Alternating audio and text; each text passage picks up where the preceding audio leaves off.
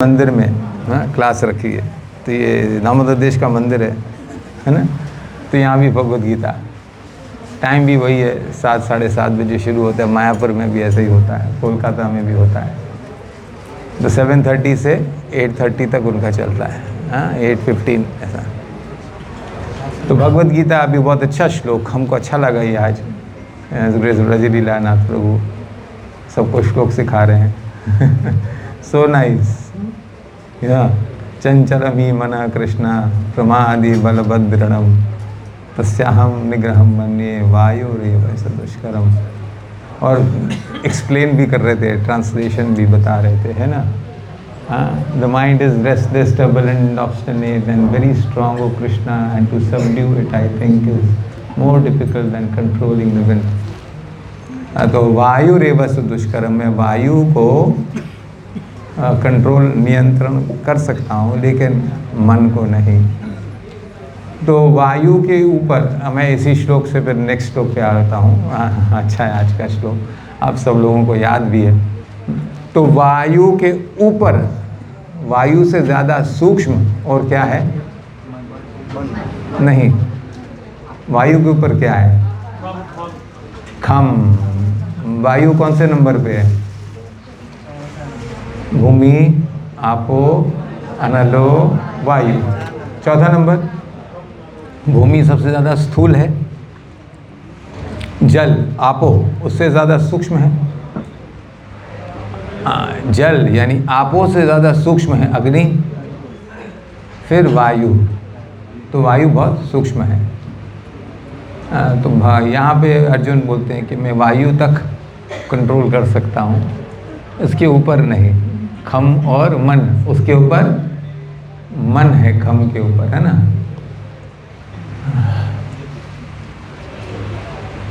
Okay, तो मन को कंट्रोल नहीं कर सकते हैं, तो बीच में मन और वायु के बीच में क्या आता है? खम। अब चैतन्य महाप्रभु इसी को पकड़ के हमको कृष्ण महाप्रभु के रूप में आके हमको बताते हैं। तो आज का विषय भी ऐसा है कि मन को नियंत्रण में ले आना, मन के ऊपर काबू पाना। अभी इन्होंने उदाहरण दिया था, ये शरीर हमारा एक रथ की तरह है, जिसमें हमारी 5 इंद्रियां, 5 उसके घोड़े हैं, है ना।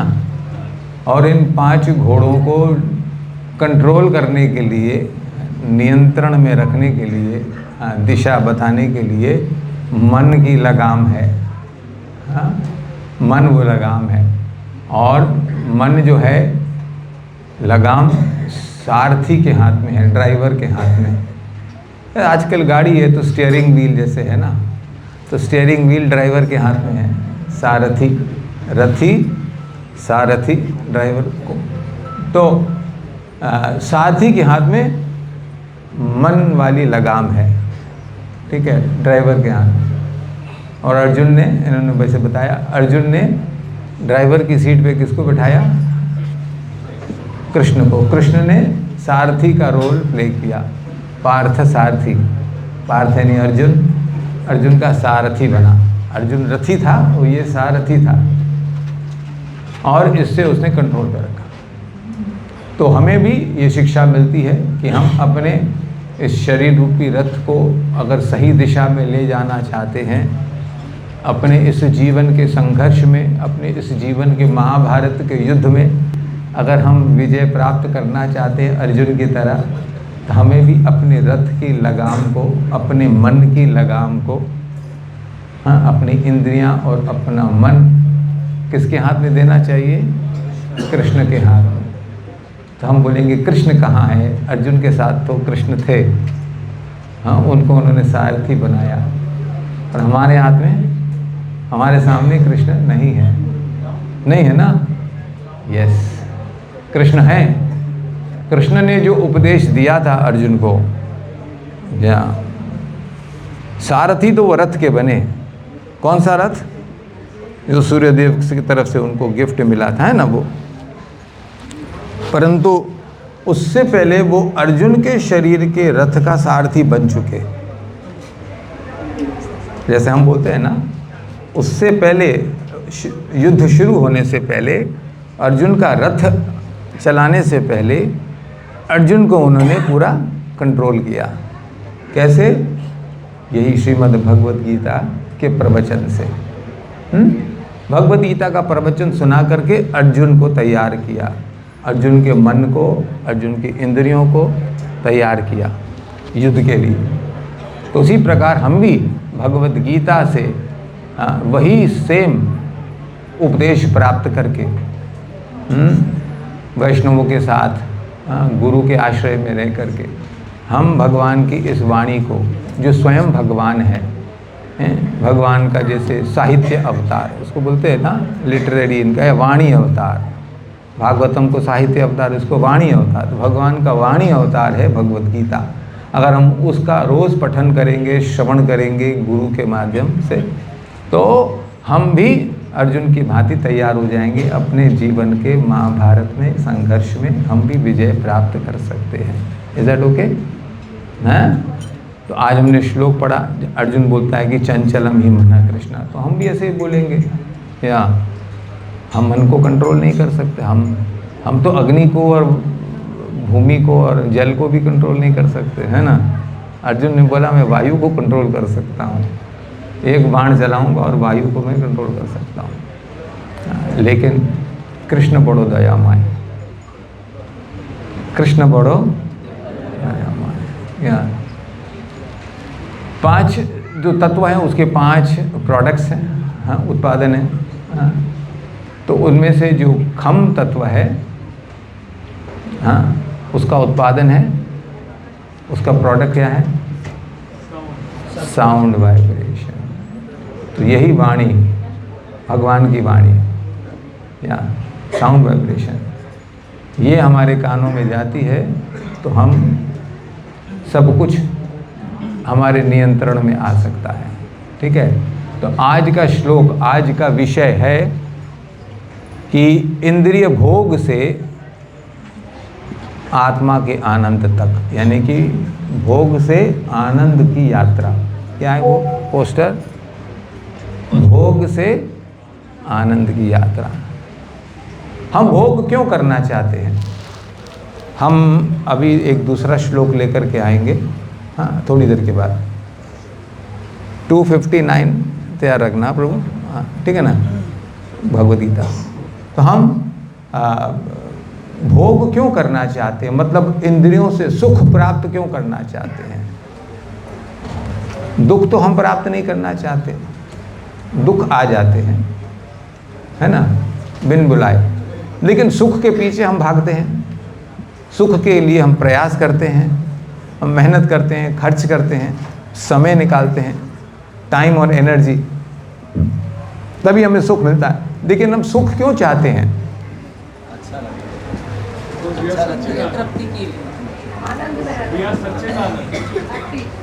आनंद पाने के लिए, सुख पाने के लिए, है ना। मगर ऐसा क्यों है? हाँ हाँ, देखिए पीछे बैठा एक बहुत बड़ा ज्ञानी हमारा नंद किशोर प्रभु। आत्मा का ये स्वरूप है, हाँ, आत्मा का ये नेचर है, वो सत चित आनंद, शाश्वत रूप से वो आनंदमय और ज्ञानमय जीवन, हाँ, आध्यात्मिक जगत में जी रहा था। और आज भी यहाँ आकर के जितनी भी आत्माएं हैं, क्या उस आनंद को ढूंढने के लिए तड़प रही हैं। लेकिन दुर्भाग्यवश हम जल के बाहर हैं, मछली की तरह। तो मछली को जल से बाहर निकाल दो तो उसको सुख मिलेगा, आनंद मिलेगा। आप उसको कितना भी खाने को दे दो, पीने को दे दो, है ना, उसको वापस जल में जब तक नहीं डालोगे वो कभी पूर्ण रूप से आनंद उसको नहीं मिलेगा, पूर्ण आनंद, है हमारे पूर्णानंद प्रभु। तो उसी प्रकार से हम जितना भी यहाँ प्रयास कर लें, हम उस आध्यात्मिक जीवन से बाहर हैं, आध्यात्मिक सागर से बाहर हैं, हम इस भव सागर में हैं।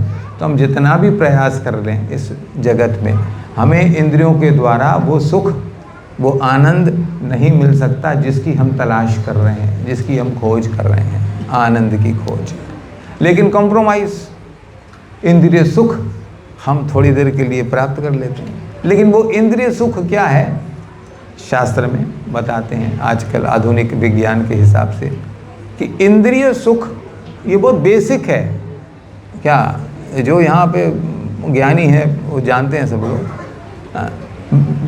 इंद्रिय सुख क्या है, जैसे कि हम दुख में हैं, शारीरिक दुख हो, मानसिक दुख हो, हाँ, हम दुख में हैं तो उस दुख को हम थोड़ी देर के लिए भुलाएं तो उसके लिए हमें डॉक्टर कभी कभी पेन किलर देते हैं, क्या है ना, पेन किलर देते हैं, एनेस्थीसिया देते हैं, या कुछ लोग नशा करते हैं उस दुख को भुलाने के लिए, लेकिन वो टेम्पररी है, वो दुख मिटाने के लिए नहीं है, दुख को कवर करने के लिए।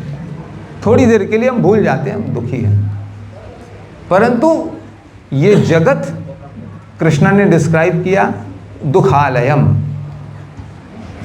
अशाश्वतम। दुखालय मतलब ये जगत केवल दुख का आलय है। हाँ, जैसे आपके घर में कार्यालय है, शौचालय है, भोजनालय है ना, तो वह आलय का मतलब वो स्थान, तो ये दुख का आलय है। जैसे हिमालय, हिम माने की बर्फ है ना, तो उसका स्थान है वो हिमालय पर्वत, तो ये दुख आलय है। यहाँ पे सुख की अपेक्षा हम कभी नहीं कर सकते। यहाँ जो दुख है, यहाँ जो सुख है तथाकथित, वो भ्रामक है, इल्यूजरी है, लेकिन हम इतने ज़्यादा कंडीशनड हैं,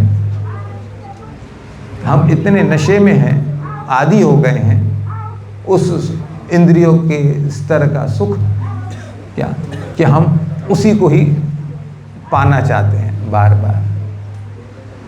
पूरा रवा स्टोरी भागवतम में उर्वशी के साथ उन्होंने कितने साल बिताए, कितने बहुत कुछ, उनके अधरों के रस में, वो श्लोक बड़ा अच्छा है, उनके अधरों को रस को चखने के लिए, लेकिन अंत में उसे दुख ही दुख मिला। वो बिल्कुल विरत हो गया, जिसको बोलते हैं ना, उसको और रस नहीं मिलने लगा उससे, निवृत्ति मार्ग जिसको बोलते हैं बाद में। तो हम इंद्रिय सुख को प्राप्त करेंगे तो उसको बोलते हैं प्रवृत्ति मार्ग। इंद्रिय सुख को हम बार बार चखना चाहेंगे और इससे ज़्यादा बढ़ाना चाहेंगे, स्वर्गलोक तक जाएंगे, ऊपर उससे भी जाएंगे। केवल इंद्रिय सुख है, वास्तविक सुख नहीं है।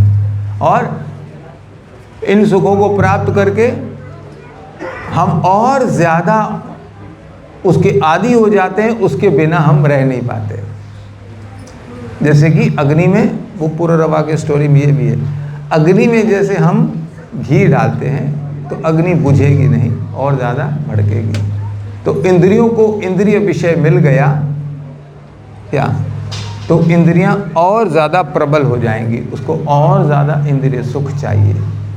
कभी भी ऐसा, आप बूढ़े भी हो जाएंगे तो भी, इंद्रियां बिल्कुल बूढ़ी हो जाएं तो भी हमको इंद्रिय सुख चाहिए, ठीक है।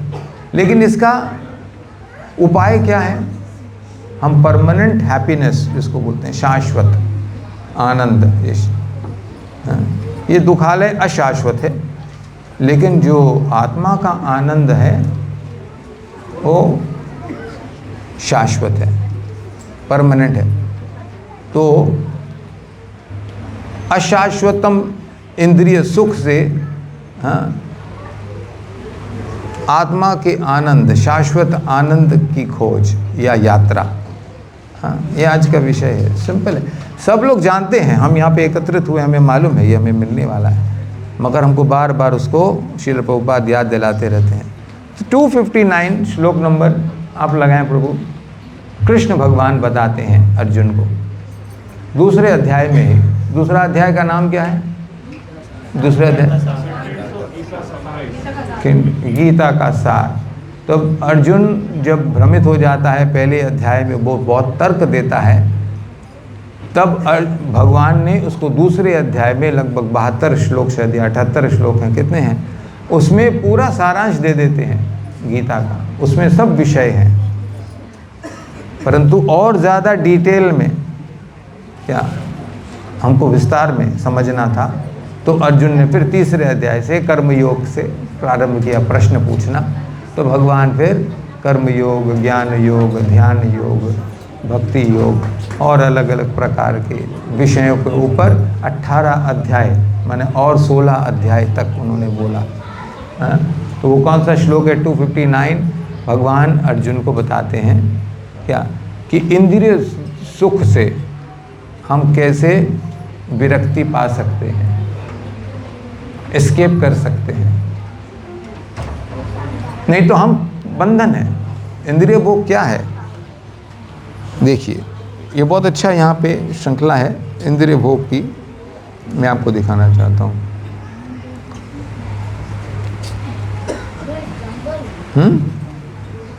भोग, फिर उससे आसक्ति। आप इंद्रिय भोग करेंगे, या आप गीता में सब श्लोक हैं इसके, उससे आसक्ति हो जाएगी आपको, अटैचमेंट, आप छोड़ना नहीं चाहेंगे उसको। नशा जैसे होता है ना, नशा। फिर उसके बाद कामना और ज़्यादा बढ़ती है, काम अग्नि और बढ़ती है। जैसे मैंने बोला घी डालने से अग्नि बढ़ती है, तो ये भी अग्नि है, काम अग्नि, इच्छा की अग्नि। तो जब इंद्रियों का इंद्रिय विषय के साथ घर्षण होता है, फ्रिक्शन, तो वो अग्नि, काम की अग्नि भड़कती है और हमारी कामना उत्पन्न होती है। फिर जब उसको भोगते हैं तो उससे आसक्त हो जाते हैं हम, तो हमारी कामना और ज़्यादा प्रबल हो जाती है कि और ज़्यादा हम प्राप्त करें, और उसके बाद हमें दुख मिलना शुरू होता है। दुख मिलने के बाद जब इंद्रिय भोग का विषय हमें प्राप्त नहीं होगा, हाँ, तो हमें क्रोध आएगा। क्रोध आने के बाद भी हम कुछ नहीं कर सकते, तो एक तरह का फल्गु वैराग आएगा उससे। अंगूर खट्टा है जैसे, है ना, वो आएगा, ये फल्गु वैराग है। तो इस वैराग के समय, मरकट वैराग या फल्गु वैराग या जो बोले बंदरों जैसा वैराग है ना, उस समय वास्तविक आनंद की वो खोज करता है। बोलते ना, जो लोहा गर्म होता है तब उसको शेप में लाना चाहिए, मार मार के, है ना, लाल कर देते हैं। तो इस समय जब इंद्रिय भोग से आदमी बिल्कुल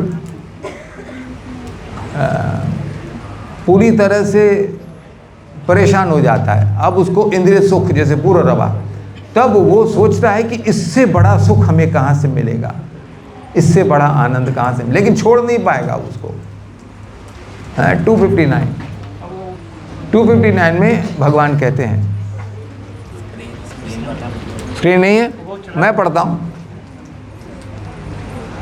यहाँ, मैं अपने मोबाइल से पढ़ता हूँ। यस, ये जो आपने पढ़ा था वो कितना 634 था, है ना, 6.34। अब मैं आपको बताता हूँ 2.59। आओ, ऑक्सीजन, ऑक्सीजन मेरा भी यहाँ पे,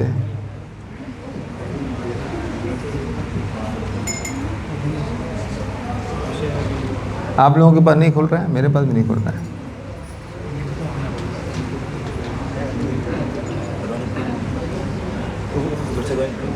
ओके, आ गया मेरे पास आ गया। 2.59 गीता का सार 2.59।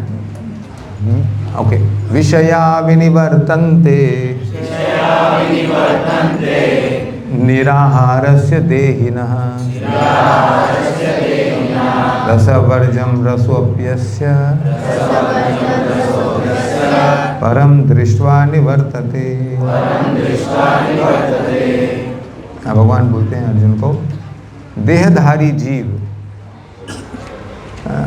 इंद्रिय भोग से भले ही निवृत्त हो जाए, थक जाए, या पर उसमें इंद्रिय भोगों की इच्छा बनी रहती है, क्योंकि हम आत्मा है, हम आनंद में रहने के आदी हैं। आनंदमयो अभ्यासात्, हम आनंद का अभ्यस्त हैं, तो हम हमेशा सुख ढूंढेंगे ही ढूंढेंगे।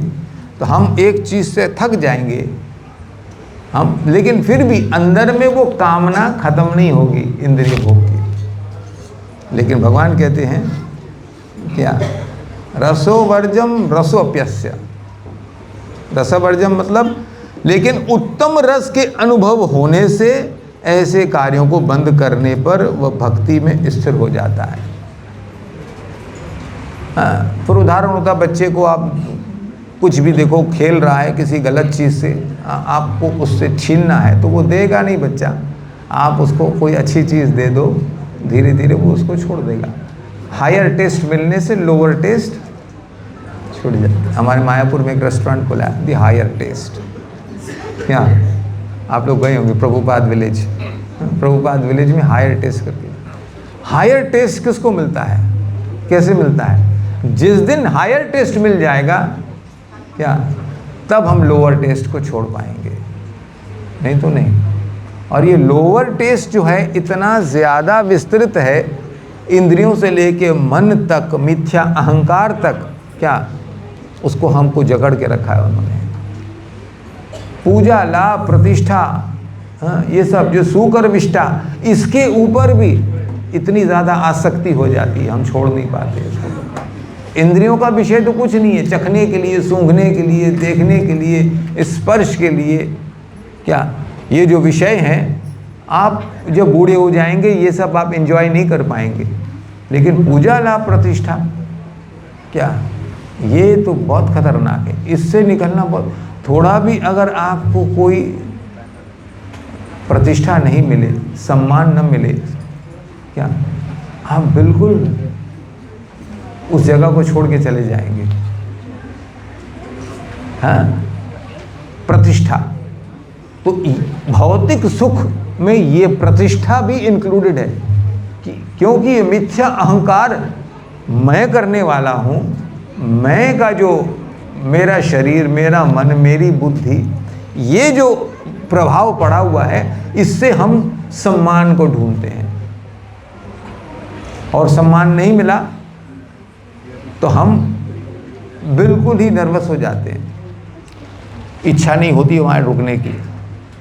तो ये भौतिक सुख में ये भी इंक्लूडेड है, ये भौतिक है। व्यक्तिगत पर्सनल हम कोई इच्छा रखें वो भौतिक है। लेकिन हायर टेस्ट क्या है फिर? हायर टेस्ट क्या है? अभी एक इसके बाद एक और विषय है, फाइनल मैं क्लोज करूंगा, समय हो रहा है ना। हायर टेस्ट क्या है? आत्मा का आनंद हायर टेस्ट है। जब लेकिन हम बोलेंगे आत्मा कैसे अनुभव कर सकती है?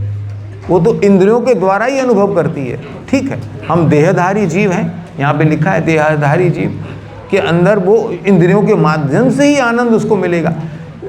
लेकिन अगर हम अपने इंद्रियों से भगवान की इंद्रियों को अगर आनंद दें, सुख दें, और उसके बाद हम उसको प्रसाद के रूप में उसको उपभोग करें, तो ये हायर टेस्ट है, ये हायर टेस्ट है। और केवल भगवान को ही नहीं, जब भगवान शब्द मुंह से निकले तो समझना भगवान के साथ उसके भक्त भी सम्मिलित हैं। भगवान और उनके भक्तों को अगर हमने भोग करवाया, सम्मान दिया, या जो भी हम अपने लिए चाहते हैं, स्वाद चाहते हैं, सम्मान चाहते हैं, सौंदर्य चाहते हैं, हाँ, शक्ति चाहते हैं, जो 6 ऐश्वर्यों के पीछे हम भाग रहे हैं, 6 भगों के पीछे जो हम अपने लिए चाहते हैं, वो अगर हमने भगवान को, भगवान का है ये समझ करके हम भगवान को ही अर्पित करें, भगवान के भक्तों को हम दें, क्या भगवान की सेवा में लगाने के लिए न, उसके बाद जो हमको जो मिलने वाला है वही हमें मिलेगा। तो ये हायर टेस्ट है, ये स्पिरिचुअल है। इसको भगवान को हम जब अर्पित करते हैं, भगवान के भक्तों को जब हम भोग करवाते हैं, तो हमारे लिए वो जैसे कि ट्रीटमेंट होता है ना, फिल्टर होकर के हमारे पास आता है, उसमें से वो विष निकल जाता है। इंद्रियों के विषय में विष होता है। वो विष क्या होता है? हमें इस भौतिक जीवन में बांध के रखने के लिए, हमें हमारी आध्यात्मिक विस्मृति को और बढ़ाने के लिए है कि हम आध्यात्मिक जगत में हमारा कोई स्वरूप है, वो क्या है कि हम कृष्ण के दास हैं। जीवेर का स्वरूप है कृष्णेर नित्य दास। इस स्वरूप को और हम जो भूल चुके हैं, इसको और ज़्यादा भुलाने के लिए ये इंद्रिय विषय विष का काम करती है। इस आत्मा को और ज़्यादा वो डसते रहती है इंद्रियों के माध्यम से। तो जब हम भगवान को भोगाते हैं, भक्तों को भोगाते हैं, उसके बाद हम उसका उपभोग करते हैं, अगर बचा हुआ उच्चिष्ट यज्ञ शिष्टा शनसंतो मुच्यंते सर्वकल विषय भुंजते थे तो घम पापा ये पचनते आत्मकारणा। जब हम उच्चिष्ट को हम जब लेते हैं, अपने सारे पापों से मुक्त हो जाते हैं और उसमें से वो विष निकल जाता है। कौन सा विष?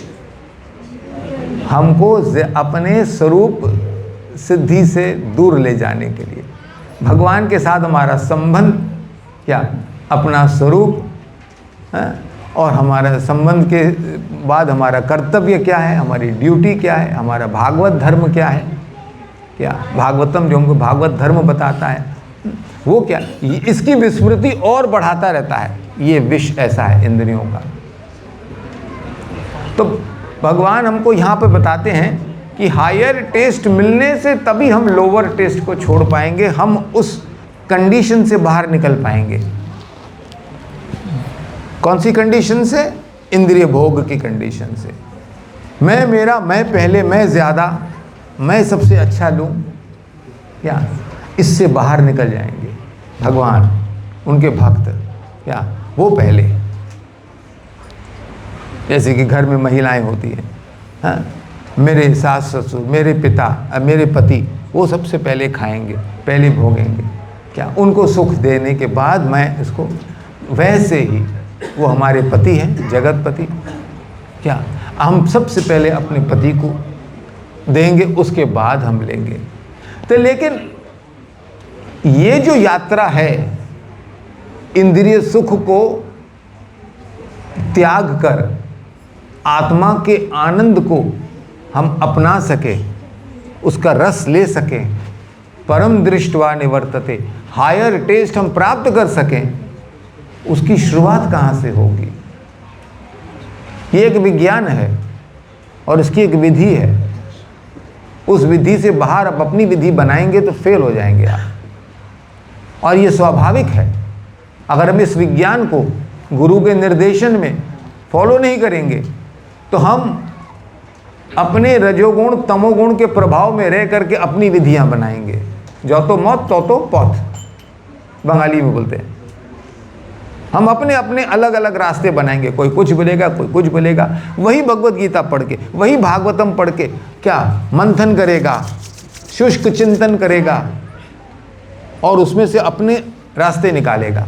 ये सही है, मेरे हिसाब से ये सही है, मैं ये नहीं मानूंगा, मैं वो नहीं मानूंगा। या ऐसे किसी धूर्त व्यक्ति को वो मानने बैठेगा जो इस प्रकार का मंथन करके, शुष्क चिंतन करके आपको अच्छी अच्छी भाषा से समझा करके, अंग्रेजी में, हिंदी में आपको आकर्षित करके आपको उल्टा समझा देगा। ऐसे बहुत हैं छद्म गुरु। लेकिन भगवत गीता यथारूप जैसे भगवान ने अर्जुन को दी, वो हमें अगर प्राप्त करना है तो हमें प्रामाणिक गुरुओं से, परंपरा के गुरुओं से हमें प्राप्त करना होगा। श्रील प्रभुपाद के तात्पर्य को पढ़ करके हमें समझना होगा। तो वो कौन सी विधि है? प्रश्न भी मेरा वही है, वो कौन सी विधि है? आपके प्रश्न बाद में आएंगे, मेरा प्रश्न है वो कौन सी विधि है, बताइए। याद है क्वेश्चन मैंने क्या पूछा?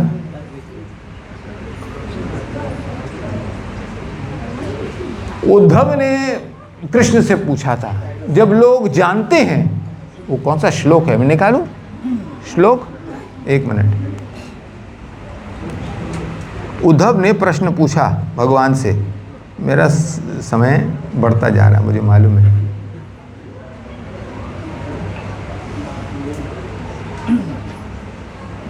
लोग जानते हैं, जैसे आप जो सुन रहे हैं पहले से सुन चुके हैं, फिर भी उसको छोड़ नहीं पाते, उससे बाहर नहीं निकल पाते, उसका रास्ता उसको नहीं मिलता है। क्या जानते हैं कि ये इंद्रिय विषय हमको आगे चल के दुख देने वाला है, इंद्रियों का सुख आगे चल के हमें दुख देने वाला है, वास्तविक सुख कहीं और है, ये सबको मालूम है। सब लोग ये प्रवचन में बोलेंगे, लिखेंगे भी बड़े बड़े ग्रंथ, लेकिन उन्हें स्वयं नहीं मालूम कि ये विधि कौन सी है कि हम इससे बाहर निकलें, हम हायर टेस्ट को कैसे पकड़ें, तभी हम लोअर टेस्ट को छोड़ पाएंगे। नहीं तो उसी लोअर टेस्ट को अलग अलग रूपों में वो टेस्ट करते रहेंगे और उसी को वो हायर टेस्ट समझेंगे। भौतिक सुख को ही वो आध्यात्मिक आनंद समझ बैठेंगे। लेकिन विधि क्या है? हमने बताया, भगवान को भोग लगा करके, भगवान को पहले भोगा करके फिर हम लेंगे तो वो हायर टेस्ट है, ये बता दिया। लेकिन इसको प्राप्त करने की विधि क्या है? हाँ? ये आप जो श्लोक सीख रहे थे ना, उससे जुड़ा हुआ है। बताइए जल्दी, कमान। हाँ, नवविधा भक्ति, ओके, भक्ति ठीक है। तो नवविधा भक्ति ठीक बोला आपने। हाँ, यहाँ पे अर्जुन बोला मैं मन को कंट्रोल नहीं कर सकता, ठीक है, वायु को कंट्रोल कर सकता हूँ, लेकिन चैतन्य महाप्रभु ने आकर के हमें क्या दिया? जब अर्जुन ने बोल दिया मैं मन को कंट्रोल नहीं कर सकता, तो फिर महाप्रभु के रूप में आकर के, चैतन्य महाप्रभु के रूप में आकर के भगवान हमें क्या बोलते हैं? अपनी जिह्वा मुझे दे दो, अपनी वाणी मुझे दे दो। माने ये जो आकाश तत्व है उसको कंट्रोल करो। वायु से एक कदम और ऊपर आकाश तत्व है। मतलब आप जो मुंह से ध्वनि निकालते हो, आवाज निकालते हो, वो विधि आप अपनाओ। मतलब भगवान के पवित्र नामों का उच्चारण अपनी जीवा से करो, यही विधि है। कृष्ण बड़ो दयामय, कोरी बारे जीवा जय, सो प्रसाद अन्न दिलो भाई, सही अन्नमृत पाओ राधा कृष्ण गुण गाओ। भगवान का महाप्रसाद सबके साथ ऐसा हुआ है। हम पहले पहले सत्संग में आते हैं महाप्रसाद खाने के लिए, थोड़ा नाच गाना करते हैं, कीर्तन करते हैं, प्रसाद खाने के लिए आते हैं, है ना? हम प्रसाद के लिए आते हैं, हम प्रसाद को वैल्यू देते हैं। लेकिन प्रसाद सब मंदिरों का सेम नहीं होता है।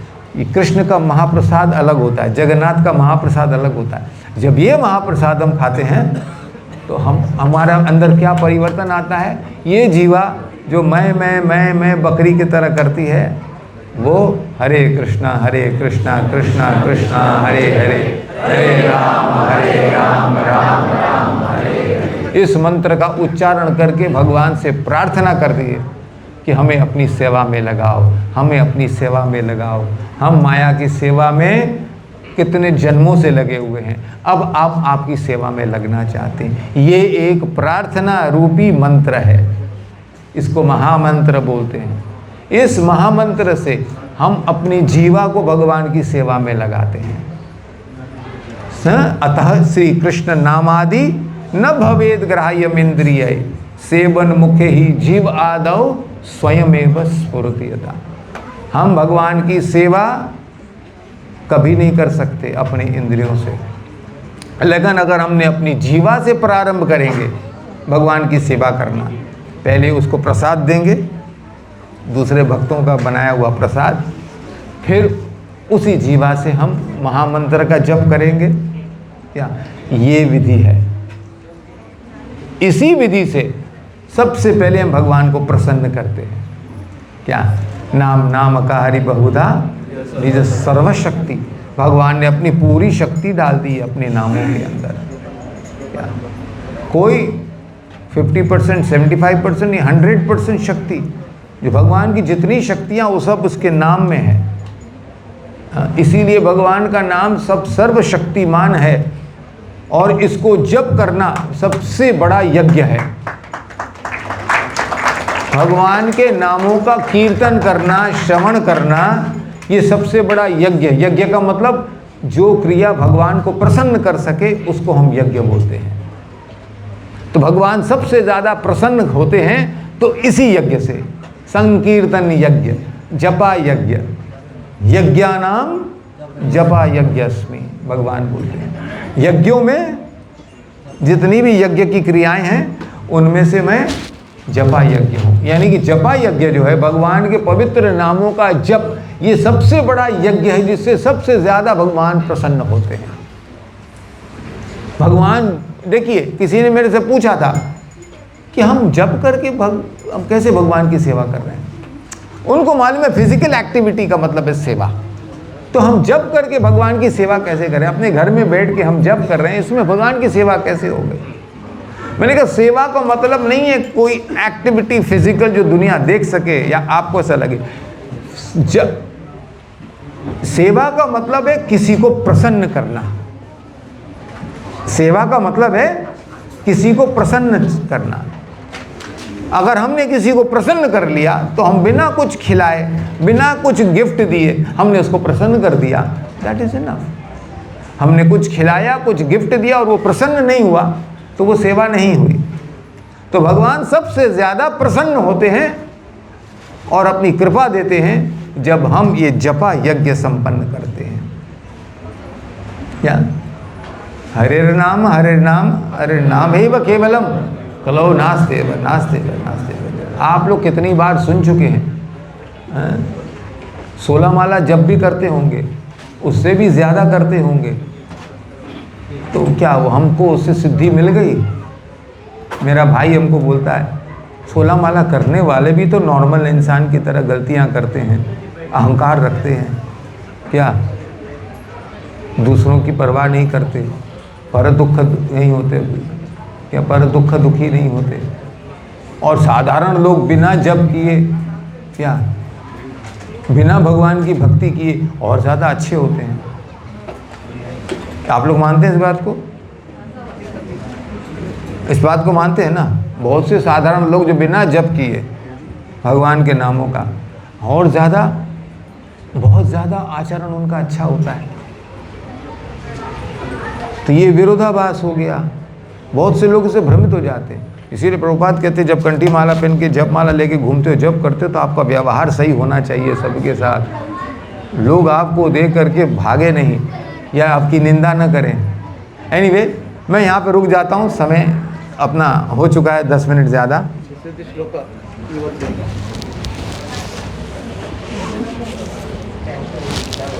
यस 11:13 यस, मैं इसमें है, मेरे में ढूंढ नहीं पा रहा था, मेरा ऑक्सीजन ख़त्म हो गया। 11:38 पढ़िए इसको। क्या मैं देख नहीं पा रहा हूँ, पढ़िए आप।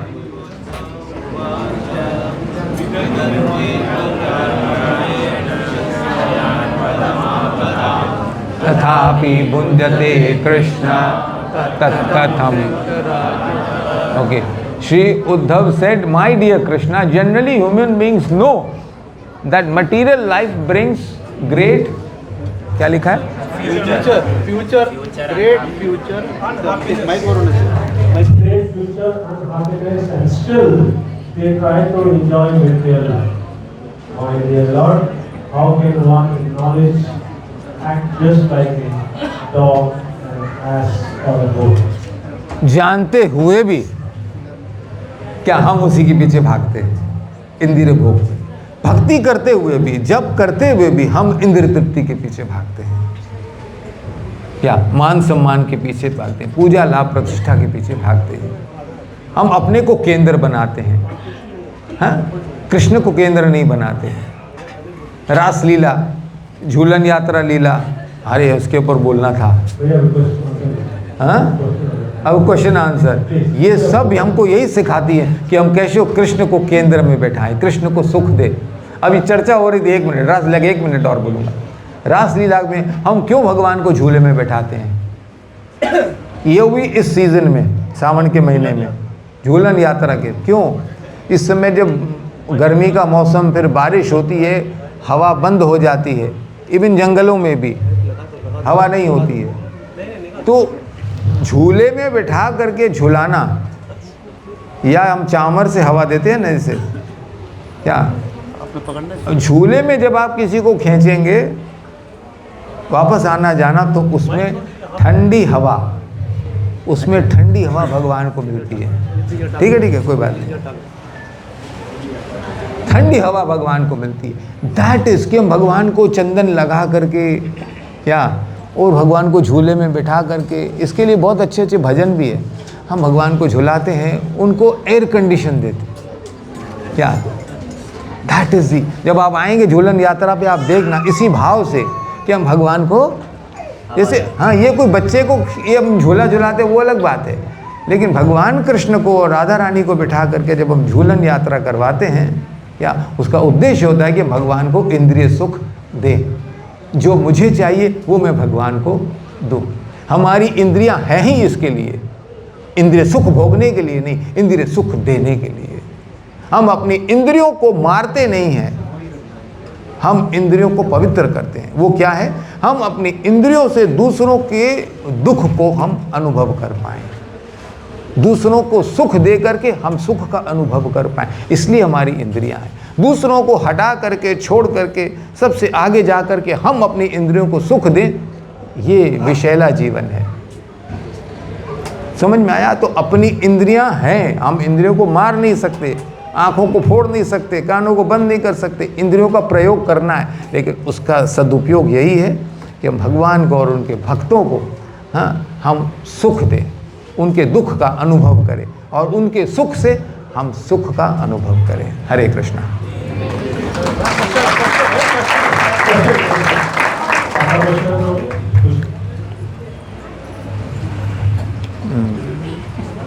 5 मिनट और धन्यवाद प्रभु। जैसे आपने बताया कि हायर टेस्ट के बिना लोअर टेस्ट को छोड़ा नहीं जा सकता, और लोअर टेस्ट से हायर टेस्ट तक पहुंचने के लिए हमें विधि अपनानी पड़ेगी। तो उस विधि को सिद्ध करने में थोड़ा टाइम लगेगा या फिर ज़्यादा टाइम भी लग सकता है। तो उस बीच का जो फेज है उसमें हम क्या करें? कोई बात नहीं है, आपको साल लगे, 10 साल लगे, 20 साल लगे, 1 जीवन लगे, 2 जीवन लगे, 4 जीवन लग जाए, आप इस ट्रीटमेंट में आ जाइए। ये विधि को, ये साइंटिफिक विधि को आप अपना लें, रिजल्ट ज़रूर मिलेगा। जब हम ऐसा कर रहे हैं, भगवान बहुत प्रसन्न होते, इसको भी हम भक्ति कहते हैं, इसको कर्म मिश्रित भक्ति बोलते हैं। आप अपने इंद्रिय का सुख भी देख रहे हैं और भगवान के इंद्रियों का सुख भी देख रहे हैं। आप भक्तों को भी सुख दे रहे हैं और उससे पहले अपना सुख भी देख रहे हैं। ठीक है, इसको कर्म मिश्रित भक्ति बोलते हैं। आप पूरी तरह समर्पित नहीं हैं तो ये भी स्वीकार करते हैं भगवान। कर्म मतलब क्या? हम अपने इंद्रियों का सुख देखें, हम जो भी करें उसमें हमारा सुख क्या है, मेरे लिए क्या है, ये सोचना, इसको कर्म बोलते हैं। और जो हम दूसरों के लिए केवल सोचेंगे उसको अकर्म बोलते हैं। दूसरों के लिए मतलब भगवान और उनके भक्तों को। फिर धीरे धीरे हर प्रत्येक जीव आत्मा तक हम पहुंचते हैं। पहले भगवान से शुरू करते हैं, फिर दूसरे भक्तों को हम सुख देते हैं, फिर हम दूसरे जीवों के बारे में सोचेंगे। कुछ लोग होते हैं ना भी, भगवान कौन है क्या है नहीं जानते, सब जीवों की सेवा, वो माया की सेवा है। वो उनके शरीर की सेवा करेंगे, उनके मनोरंजन की सेवा करेंगे, लेकिन उनके आत्मा की सेवा नहीं कर पाएंगे। वो आत्मा की सेवा करनी है, सबकी आध्यात्मिक सेवा करनी है, क्या तो भगवान की करनी होगी। हाँ, क्या बोलते हैं, माधव सेवा ही मानव सेवा है। फिर आगे चल के मानव सेवा ही माधव सेवा हो जाएगी। लेकिन पहले मानव सेवा करके माधव की सेवा समझ के बैठ जाएंगे, नहीं होगा। माधव सेवा, फिर माधव के जो भक्त हैं उनकी सेवा, फिर उसके बाद दूसरे जो प्राणी हैं उनकी सेवा। हरे कृष्णा।